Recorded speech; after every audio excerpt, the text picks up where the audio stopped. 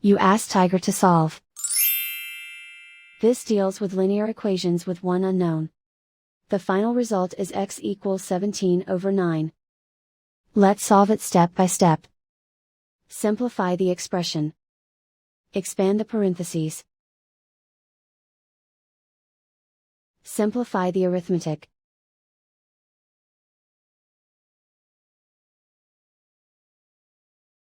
Group all constants on the right side of the equation. Add 17 to both sides. Simplify the arithmetic.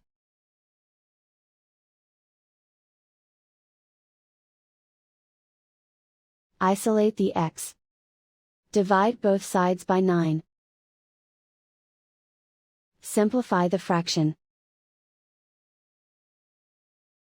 And so the final result is x equals 17/9.